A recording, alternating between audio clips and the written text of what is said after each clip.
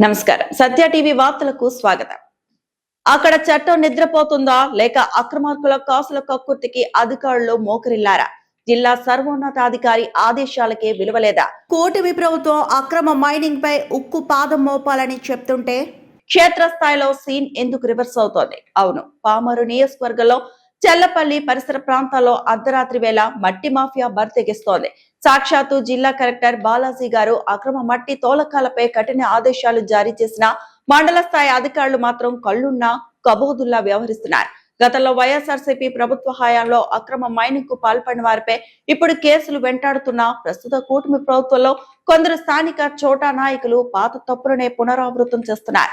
గతంలో ఇదే మాఫియా దోపిడీపై సత్య టీవీ అందించిన వీధి పోరాట కథనాలు నిజాలను అధికారులు మర్చిపోయారా? అక్రమార్కులకు రక్షక భటులుగా మారిన రెవెన్యూ, మైనింగ్, పోలీస్ అధికారుల తీరుపై మా ప్రతినిధి అందిస్తున్న గ్రౌండ్ రిపోర్ట్ ఇప్పుడు చూద్దాం. కృష్ణానది పరివాహక ప్రాంతం ఒకప్పుడు పచ్చని పంటలకు జీవనాధారకు నిలయం. కానీ ఇప్పుడు అక్రమార్కుల జేసీబీల సవ్వడులకు అర్ధరాత్రి వేళ ఇసుక మట్టి దొంగల గుండె ధైర్యానికి చిరునామాగా మారింది. పామరు నియోజకవర్గంలో పలు గ్రామాలలో అర్ధరాత్రి వేళ అక్రమ మైనింగ్ చేస్తున్నారు. చెల్లపల్లి పరిసర ప్రాంతాల్లో మట్టి మాఫియా 3 పువ్వులు 6 కాయలుగా వర్ధిల్లుతోంది. నిబంధనలు నదిలో కలిపేస్తూ ఏకంగా 20 నుంచి 30 అడుగుల లోతుకు భూమాత గర్భాన్ని తవ్వేస్తూ నదీ పరివాహక ప్రాంతాన్ని పూర్తిగా కుళ్లబరుస్తున్నారు. అక్రమార్కులు ముఖ్యమంత్రి గారు అక్రమ ఇసుక మట్టి రవాణాపై ఉక్కుపాదం మోపాలని, ఎక్కడ అవినీతి జరగడానికి వీల్లేదని కఠిన ఆదేశాలు జారీ చేశారు.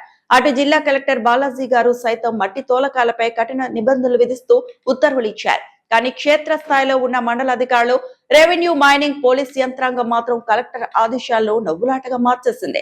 కలెక్టర్ ఆదేశాలను తుంగలో తొక్కి అక్రమార్కులకు ఎర్రటి తివాచి పరుస్తున్నారు. కొందరు అధికారులు చట్టాన్ని రక్షించాల్సిన రక్షకులే భక్షకులకు భాగస్వాములుగా మారడంపై స్థానిక ప్రజలు తీవ్ర ఆగ్రహం వ్యక్తం చేస్తున్నారు. కలెక్టర్ బాలాజీగా తనిఖీలు, గత ప్రభుత్వంలో ఇష్టారాజ్యంగా మైనింగ్ చేసిన వాళ్లకు ఇప్పుడు కేసులు, కోర్టుల చుట్టూ తిరగక తప్పటం లేదు. ఆ చేదు అనుభవాలు కళ్ళ ముందే కనిపిస్తున్నా ప్రస్తుత కూటమి ప్రభుత్వంలో కొందరు చోటా నాయకులు బరితెగించి దోపిడీకి తెరలేపారు. అధికార పార్టీ అండ చూసుకొని తాము ఏం చేసినా చెల్లుతుందనే ధీమాలో వాళ్లుంటే వాళ్లకు ఒత్తాసు పలుకుతూ మామూళ్ల మత్తులో జోగుతున్నారు స్థానిక అధికారులు. గతంలో చెల్లపల్లి, పామరు పరిసర ప్రాంతాల్లో జరిగిన భూ దోపిడీపై, ఇసుక అక్రమాలపై సత్య టీవీ కోరలు దాచిన కథనాలను ప్రసారం చేసింది. అప్పట్లో సత్య టీవీ కథనాలకు కదిలిన యంత్రాంగం కృష్ణా జిల్లా కలెక్టర్ ఆదేశాలతో అక్రమ మైనింగ్ కు తెరపడింది. 10 రోజులు మౌనంగా ఉన్న మాఫియా ఇప్పుడు మళ్లీ పడగ విప్పింది. అధికారులారా, మీ కళ్ళు కప్పుకున్న నోట్ల కట్టల పొరలు ఎప్పుడు తొలగుతాయి? కలెక్టర్ ఆదేశాలను అమలు పరిచే దమ్ము, ధైర్యం మీకు లేదా అని ప్రజలు ప్రశ్నిస్తున్నారు. ఇప్పటికైనా ఉన్నతాధికారులు స్పందించాలి. ఏసీ రూముల్లో కూర్చొని నివేదికలు పంపే మండల స్థాయి అధికారుల తీరుపై నిఘా పెట్టాలి.